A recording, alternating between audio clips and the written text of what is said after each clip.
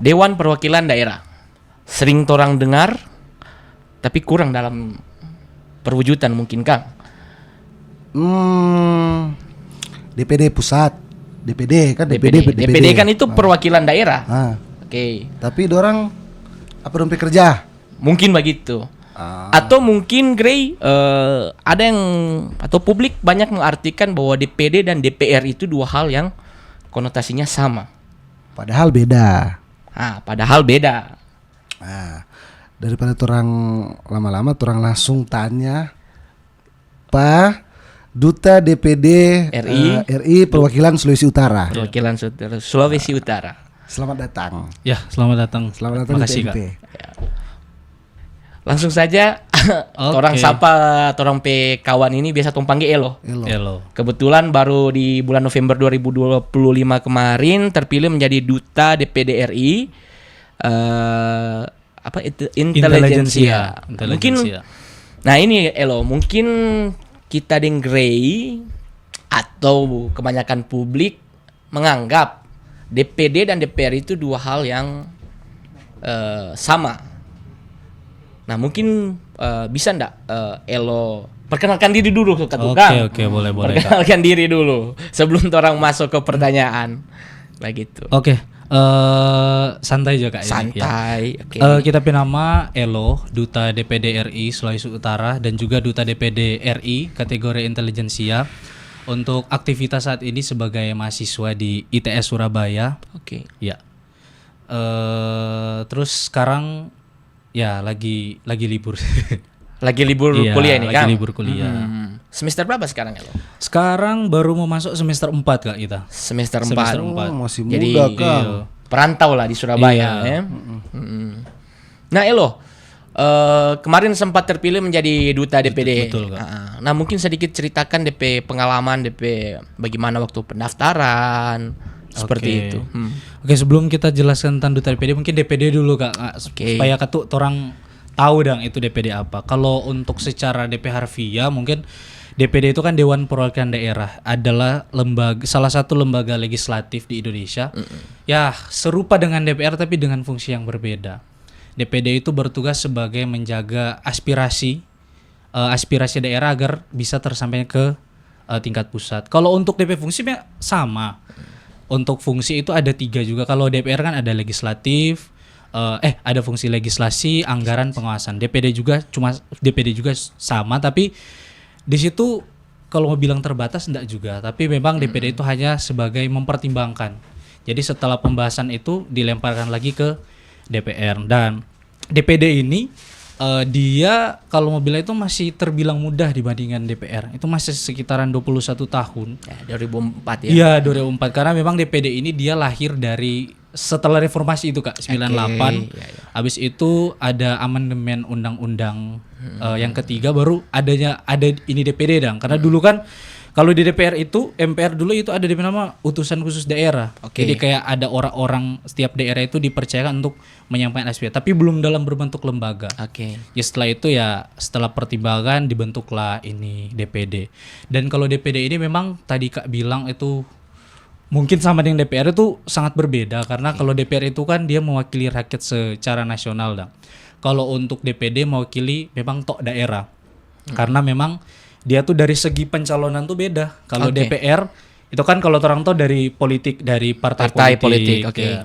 Tapi kalau DPD itu memang dari pure independen. Jadi memang dari suara rakyat daerah. Tapi kan sama-sama orang tahu DPD ini karena sifatnya independen dan sifatnya bukan pengambil keputusan, nggak terlalu berguna.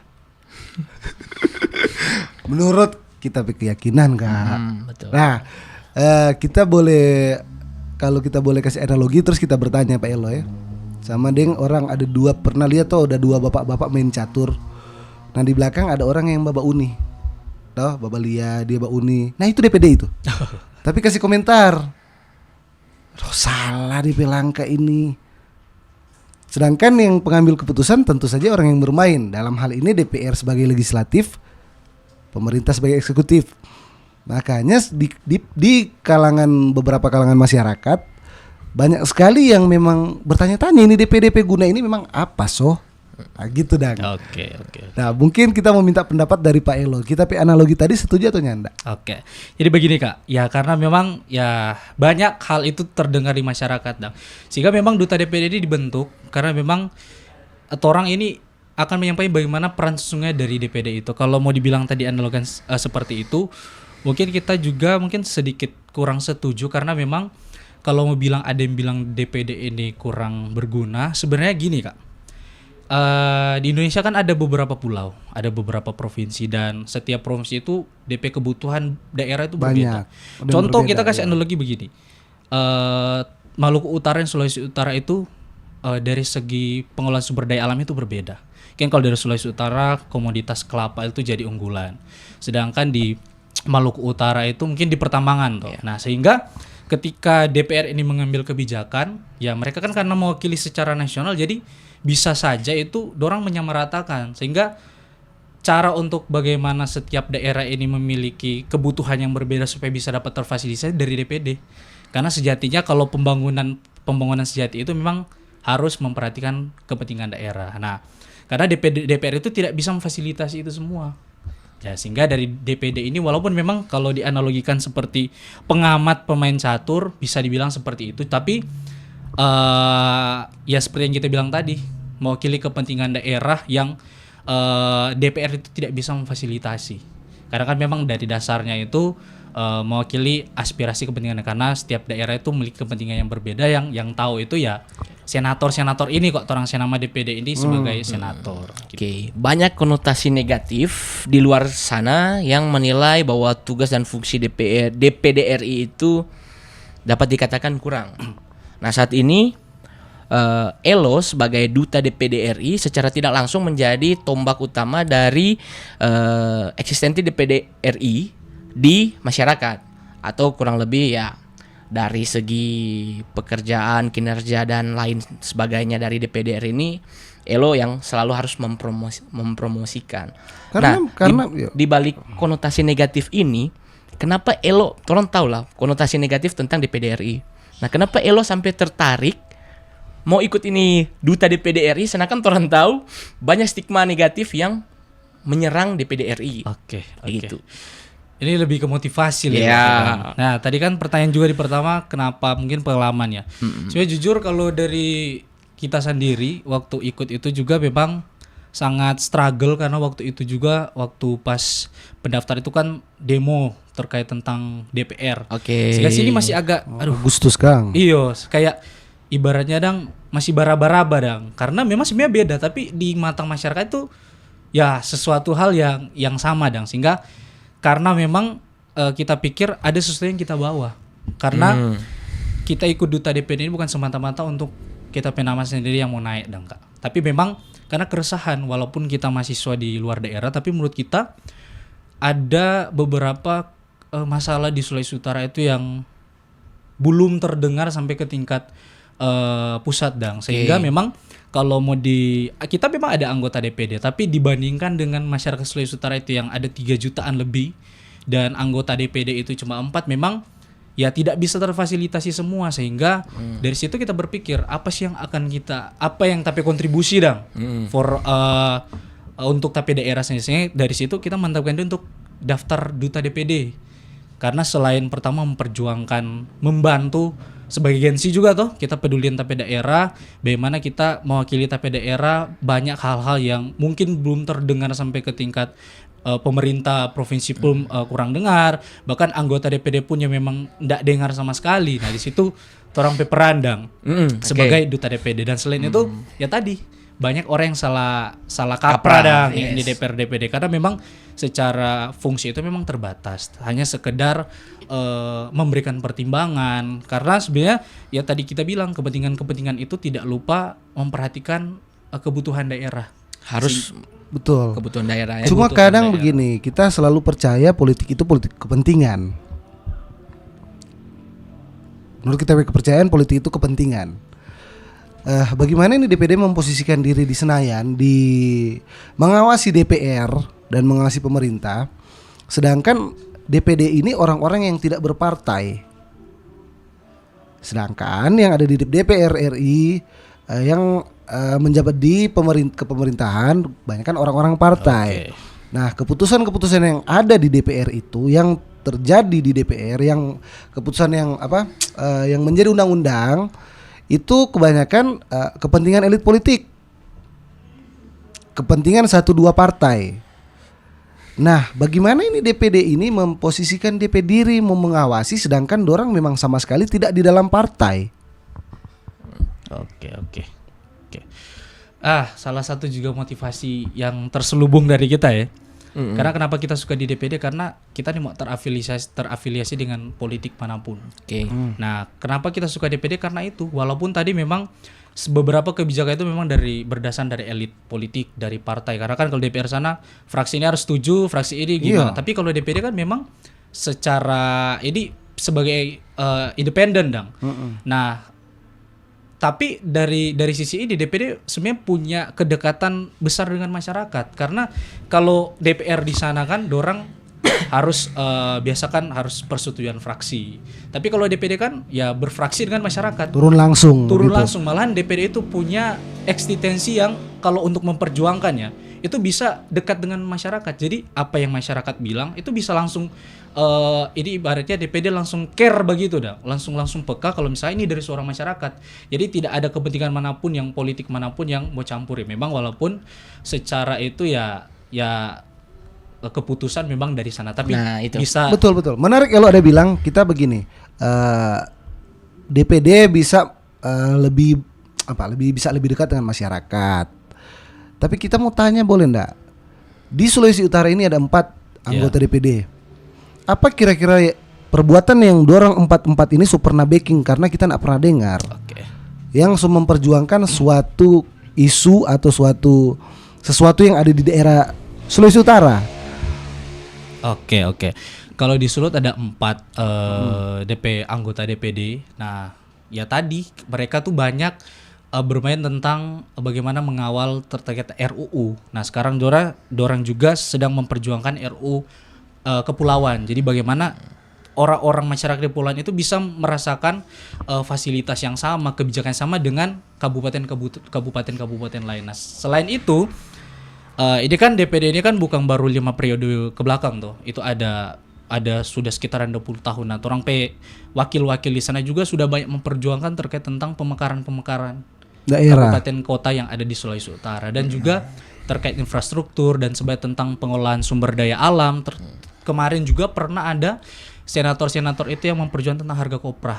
Waktu itu harga kopra itu pernah turun. Nah, dorang memperjuangkan bagaimana komoditas ekspor dari Sulut ini dang bisa banyak dang di luar. Nah, dorang yang memperjuangkan dan masih banyak hal lain sih yang diperjuangkan yang pasti berkaitan dengan kepentingan daerah.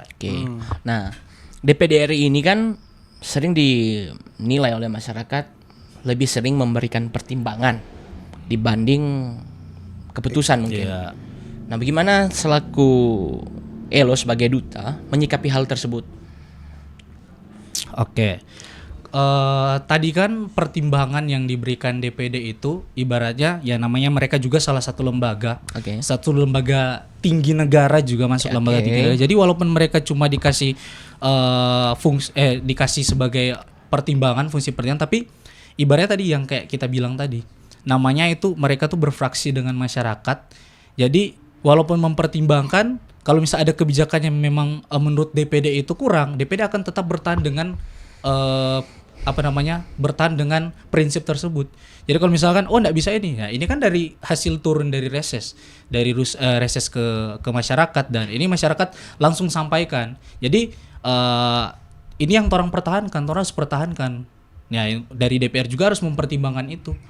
Jadi walaupun sifatnya mempertimbangkan tapi ya namanya dorang juga salah satu lembaga tinggi negara. Jadi DPR juga ada namanya check and balance kok. Kalau di DPD itu ada check and balance. Jadi DPD ini sebagai penyeimbang antara lembaga legislatif karena kalau Kak tahu itu ada DP nama bikameral kok. Sistem parlemen 2 kamar. Jadi dorang itu saling kalau misalnya ada satu kebijakan, nah DPR ini juga mau enggak mau harus dengar dari ini. Jadi tidak serta-merta DPR ini langsung tapi harus ada memperhatikan dari DPD ini. Nah, sejauh ini kan Orang juga sering dengar, Gray, bahwa DPD ini mungkin dalam tugas dan fungsinya sebagai penyeimbang atau memberi masukan, memberi pertimbangan. Tapi apakah suara dari DPD RI ini akan didengar oleh pemerintah pusat tanpa diimplementasikan di daerah masing-masing? Ya, kalau selama ini ya itu selalu didengar karena biasa dari DPD itu kan setelah mereka melaksanakan reses itu ada laporan juga kan. Jadi di sana itu ada laporan terkait contoh kayak prolegnas yang dorang buat. Jadi misalkan RU apa yang dorang bahas dan diberikan ke DPR. Jadi situ dorang laporkan bahwa setelah dorang menyampaikan RU ini yang ditoki. Jadi apa yang tidak ditoki di sana, apa yang ditoki dari dorang sampaikan. Jadi di situ kan bisa terlihat bahwa memang eksistensi DPD walaupun memang hanya memberikan pertimbangan, tapi itu menjadi salah satu ibaratnya di disposisi lah dari pemerintah pusat untuk apa yang dilakukan DPD ini kan. Jadi ini murni mengawasi dan memberikan tetap mengawal aspirasi kan begitu. Tapi secara fungsi biar juga masyarakat tahu. Bukan pengambil keputusan. Iya. Betul. Makanya kata kasarnya tidak ada guna. Tol tegang begitu. Aman. So berapa lama ada kerja di Alfamart dan so pindah Alfamart paling kebetulan belum cuci baju Kak. Belum cuci baju. Sisa ini baju. Kerasa ini sama yang interview kerja soalnya. Jadi begini. Sejauh ini orang berdiskusi saat ini, Gray, kita sangat tertarik dengan cara berpikir dari Elo bahwa sejauh ini Elo menjelaskan tugas dan fungsi DPD RI. Ya kan? Secara keseluruhan kita menyikapi bahwa Elo bagian dari boleh diartikan sebagai pioner lah dari duta DPD RI saat ini yang coba menjelaskan di masyarakat tugas dan fungsi DPD RI ini seperti apa. Nah, yang kita mau tanya Pak Elo, 3 bulan toh menjabat, mengemban tugas sebagai duta DPD RI. Apa yang DPD RI atau Dewan Perwakilan Daerah dari Sulawesi Utara kasih Pak Elo sampai sejauh ini? Oke. Sebenarnya bukan dari sejak setelah selesai kegiatan itu baru disupport, tapi sebelum dari itu sudah disupport juga. Jadi selama keberangkatan di sana, kalau Elo kan dari Surabaya, tapi ada partner juga kan di sini. Jadi semua itu difasilitasi. Kalau partner perempuan Kang? Ya, partner perempuan dari sini. Jadi masing-masing provinsi ada 2. Ya, cewek cowok. Dan itu semua memang pure difasilitasi oleh DPD dan itu memang disupport dari beberapa anggota DPD. Jadi dari itu dari 4 anggota DPD. Ya, dari 4 ini. Jadi terkait orang baju di sana mau pakai. Jadi semua dari dorang, jadi dorang sponsor. Dan waktu itu juga ada sempat duduk dengan beberapa anggota dewan. Jadi sempat kasih motivasi for orang dan selama apa sih yang harus. Jadi ibarat di sana kan ada advokasi. Jadi apa sih yang orang bawa di sana. Jadi abis itu setelah kegiatan itu selesai, orang masih ada pembicaraan juga dengan, jadi tidak cuma sampai situ, orang pembicaraan juga dengan anggota DPD apa sih yang sebenarnya orang mau berkolaborasi. Dan kedepannya memang banyak visi besar Kak orang, karena memang baru 3 bulan tuh Kak tuh. Kan masa jabatan 1 tahun? Iya, harusnya 1 tahun, masih ada beberapa bulan, tapi untuk saat ini ya banyak juga kalau privilege sebagai kalau untuk diri sendiri tapi pasti ada. Nyana ada wacana mau perpanjang masa jabatan tuh? Oh, enggak. Ada kuat kita kan. Ada yang kita kenal. Ada. Iya. Kalau ini kata kalau cuma 1 tahun atau ya sudah dang. Lebe-lebe sadiki enggak atau? Nyanda atau. Oh, nyanda. Untuk koordinasi dengan 4 dewan DPD ini yang dari Sulut sampai sejauh ini tetap koordinasi yang aktif atau? Iya, tetap koordinasi aktif karena ya kayak bilang tadi setelah kegiatan itu orang dipanggil juga karena masih ada di Jakarta. Habis itu kemarin sempat dipanggil oleh salah satu anggota DPD itu Pak Stefanus Leo. Jadi baku menghadap langsung di kantor dengan Bapak. Ya, baku dapat langsung dengan sebenarnya orang bukan cuma tentang anggota DPD di tiap provinsi. Jadi secara keseluruhan juga. Berarti jadi, DPD RI-nya ya? DPD RI-nya. Yes. Itu ada pimpinan-pimpinan. Kemarin juga kalau Elo itu diundang kegiatan Fun Walk DPD RI. Yaitu baku dapat dengan pimpinan DPD dong. Kalau baku dapat dengan Bang Komeng, pernah? Sudah, cuma Sudah, ada ya? giba foto kok. Dari foto. Soalnya salah satu ikonik tuh waktu Fenomena dia. waktu di pemilu kemarin. Salah satu DPD dikenal karena dia juga. Ya. Gini, terus bicara seputar DPD, Dewan Perwakilan Daerah RI Republik Indonesia.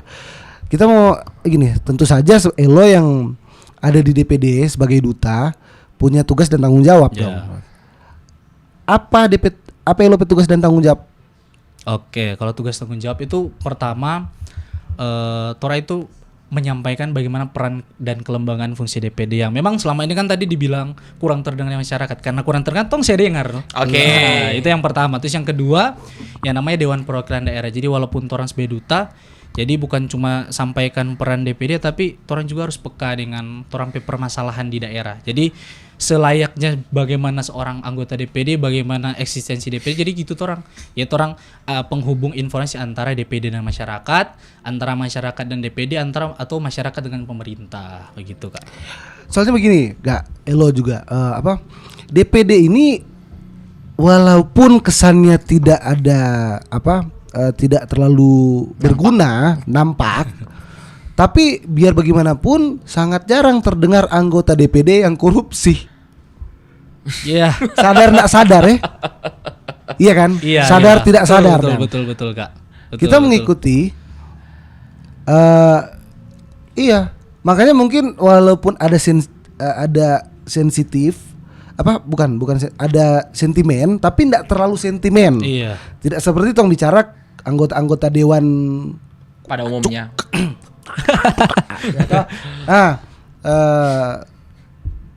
Iya, begitu. Betul, Jadi, betul. nah, mungkin itu satu bagian yang hal yang positif. Salah satu. Satunya. Salah satunya karena memang sangat jarang nggak mau dengar tuh anggota DPD yang terlibat korupsi ini. Kalau DPR kan hari-hari nggak dengar. Ya, terus satu lagi kita bertanya begini. Menurut Elo sebagai duta DPD Provinsi Sulawesi Utara, perwakilan Provinsi Sulawesi Utara, masalah apa yang sekarang lagi relevan di Sulawesi Utara yang mesti anggota-anggota DPD perwakilan Sulawesi Utara kawal Oke, ke DPR RI, ke pemerintah. Oke. Jadi kita jawab dulu yang tadi yang anggota DPD itu jarang dia memang nyanda lah bikin kasus korupsi. Ya karena memang walaupun orang sering terdengar, mungkin karena itu masyarakat itu tiap pemilihan itu pasti coblos di DPD karena memang ya tidak ibaratnya bikin masalah dong. Karena fun fact Kak, itu DPD itu pada tahun 2004 itu pernah mendapatkan salah satu lembaga yang keterbukaan informasi publiknya itu tinggi. Jadi itu masuk dalam 5 besar yaitu ada TNI, ada kita lupa dan pokoknya DPD ini menjadi salah satu lembaga yang dipercaya oleh transparan. Lebih ke transparansi anggaran yang digunakan dan juga itu tadi bikin korupsi. Iya. Sadar. Itu terus yang kedua. Oke. Terkait tentang apa yang seharusnya DPD kawal, Kang. Sebenarnya dari semua bidang, Kak, sebenarnya. Karena kita bicara tentang apa yang harus dibutuhkan oleh daerah itu sebenarnya ada banyak. Tapi kalau untuk kita sendiri ya, bicara tentang Gen-Z, ini memang jadi keresahan kita juga yang memang sama kita selalu sampaikan tentang bagaimana pengembangan sumber daya manusia di Sulawesi Utara. Karena memang sampai ada di nama IPM kan, Indeks Pembangunan Manusia itu masih kurang. Nah, itu yang pemerintah harus kawal dan itu minta ke DPD kalau bisa ya terkait pendidikan lah. Yang paling utama itu memang pendidikan karena menurut kita memang aware di sini pendidikan. Karena memang masih sedikit sulut yang memang aware tentang pendidikan dan seharusnya DPD sinilah yang mengambil peran kawal perbanyak beasiswa. Itu salah satunya yang memang agak kurang juga pemerintah provinsi itu yang fasilitasi. Nah, mungkin setelah pendidikan itu ya terkait tentang bagaimana tentang komoditas pangan karena memang sementara ini syukurnya di Sulut nih DPD itu ada program terkait tentang ketahanan pangan. Itu ada sempat bikin, itu program nasional. Ya, program nasional tapi memang Sulawesi Utara jadi prioritas karena memang DP Kalapa, DP Milu, apalagi ada Nilam sekarang. Sama Nilam kan sempat turun kemarin tuh. Sampai sekarang masih turun kan? Iya masih di bawah lah DP harga. Itu sih yang harus dikawal dan memang kita itu jadi salah satu pendorong supaya memang hal ini jadi atensi dong for DPD RI. Lanjut Kak. dari Grey mungkin? Sudah terima kok ini. Besok masuk kerjaan nih. Terima ini. Penempatan di mana ini? Penempatan di daerah Minsel coba. Elo dan kalau secara LOP itu kan LOP objektif tuh.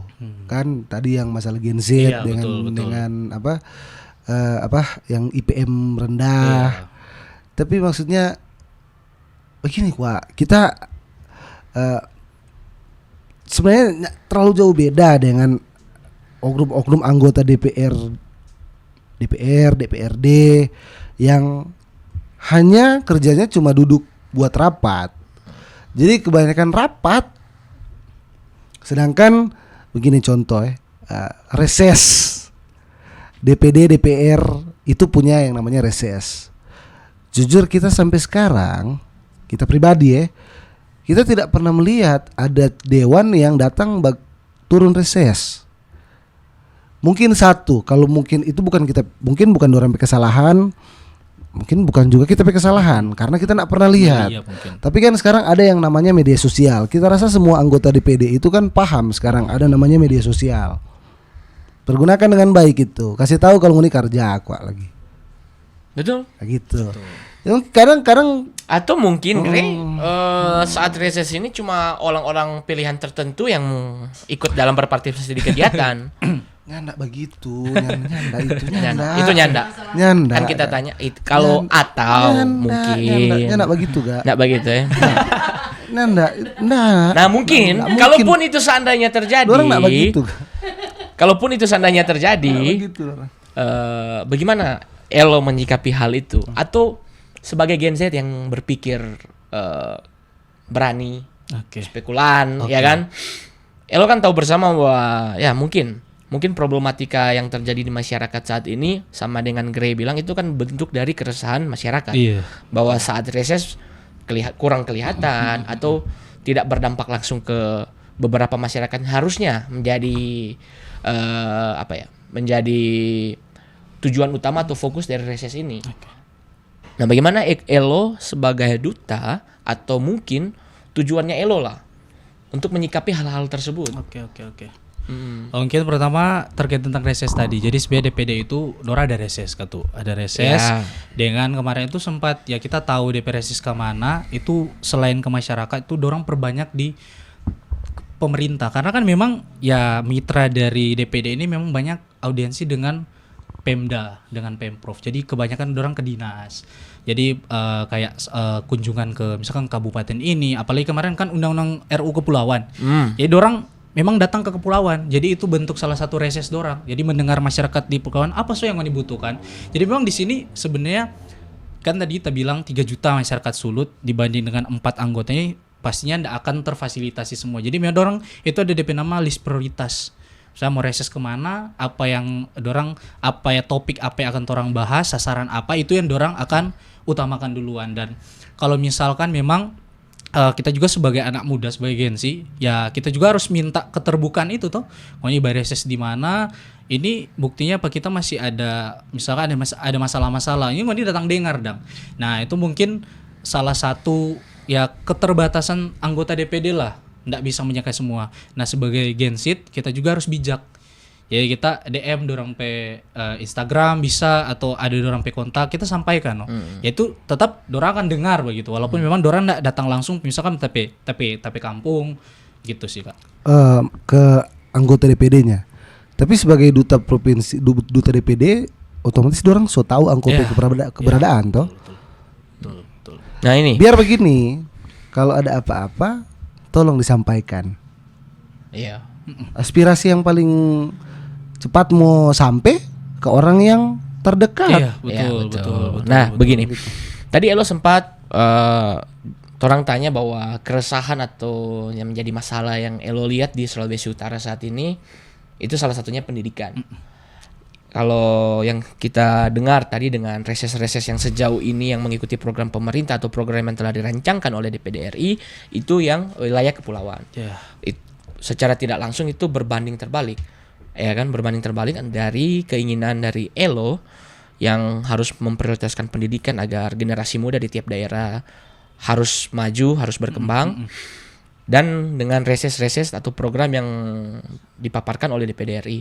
Nah, bagaimana Elo menyikapi hal tersebut? Karena ketika Elo datang hari ini ke sini, yang pasti Elo akan lebih dikenal oleh banyak orang. Tidak menutup kemungkinan orang-orang akan merasa Elo menjadi perwakilan dari DPD RI.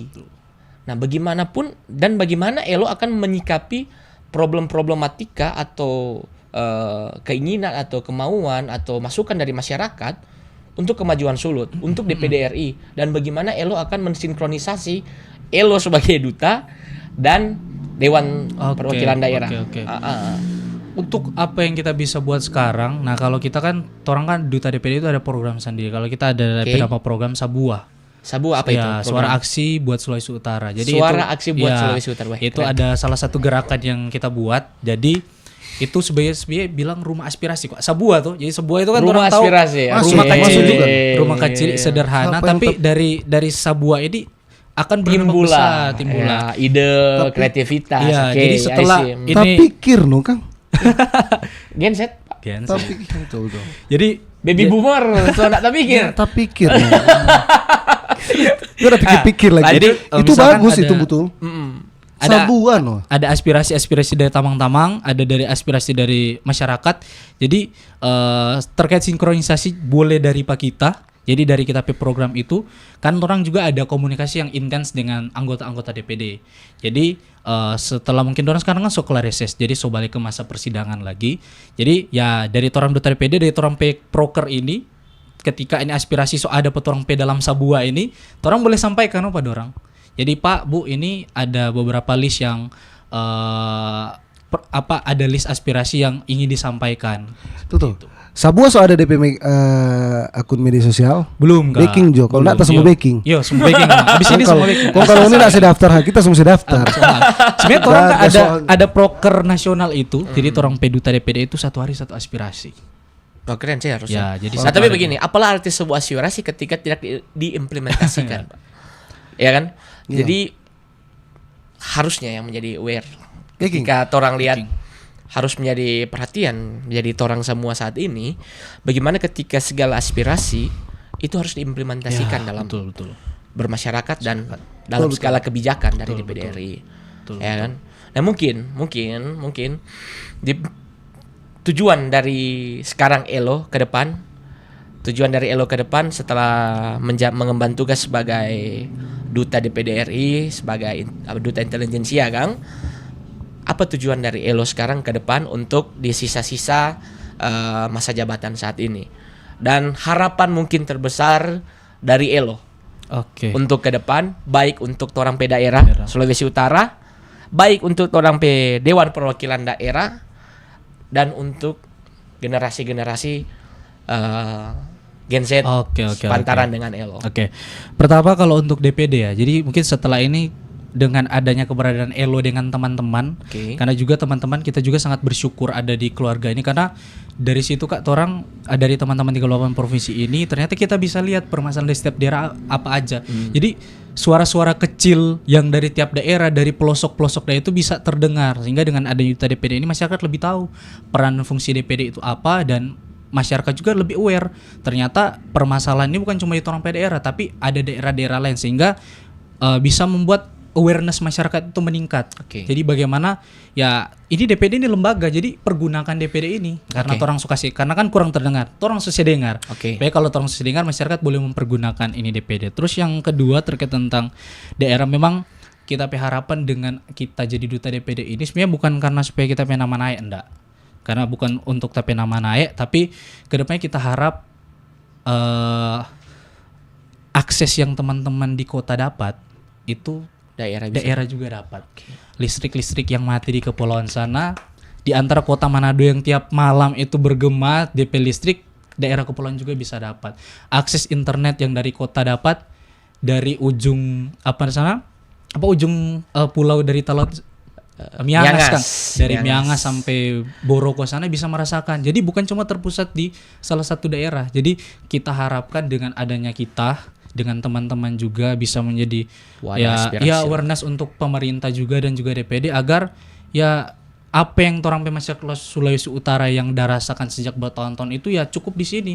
Masa kau bang semua Indonesia emas terus masih ada yang merasakan jalan rusak, masih ada yang merasakan lampu mati, ada yang anak-anak stunting, karena memang banyak itu yang jadi kita harapan dan ke depan supaya ibaratnya karena kepentingan daerah itu semua harus merasakan itu Kak. Mantap. Kita gini, tadi kan itu LOP harapan. Kita malah lebih mau berharap tapi harapan buat Elo. Jangan jadi alatnya DPD dang ya. Yes. Ini tegas kita bilang betul. Jadi alat masyarakat. Ya toh. Kadang orang yang bekerja di situ jadi alatnya DPD. Jadi kita cuma mempertegas, jangan jadi alat DPD RI. Oke Kak. Kalau jadi duta. Kalau Gensit itu kan kalau AA, kalau BB. Jadi walaupun jadi duta DPD idealis, tetap harus karena kan Tan Malaka Katuk bilang satu kemewahan seorang pemuda itu idealisme aja. Ada lagi Cupetong ada Cupetong pernah bilang, coba silakan lanjutkan. Kalau dari kita cuma masukan, tetap pertahankan idealisnya. Siap, Pak. Jangan cuma jadi bagian seremonial dari DPD RI. Tetap bersama-sama dengan rakyat, khususnya torang pe daerah Sulawesi Utara. Torang maju, baking maju sama-sama, torang pe Sulut, baking cara berpikir dari generasi muda kelihatan sebagai kaum intelektual. Ya, siap. Ya toh, torang pe founding father torang pe daerah Dr. Samratulangi terkenal dengan DP pemikiran-pemikiran. Torang harus selalu gemakan. Siap Kak. Terus titip salam juga for Ibu Maya Rumantire. Oke, siap. Soalnya kita lebih hafal DP lagu kok daripada DP kerja. Kalau boleh Pak Banliau boleh datang hadir di sini. Toh, orang reses di sini. Torang mungkin bisa nanti jadi atensi, Pak. Oke. Torang akan buka diskusi terbuka dengan masyarakat. Bu, ada salam dari Pangeran Grey, bilang Pangeran Grey lebih tahu Ibu pe lagu daripada Ibu pe kerja. Siapa tahu boleh ya toh Pak Banliau. Karena DPD itu lebih dekat dengan masyarakat, jadi ya permintaan masyarakat harus dituruti lah sama DPD. Siap. Oke, terima kasih atas waktunya. Siap Kak, makasih banyak. Anda diterima bekerja di sini.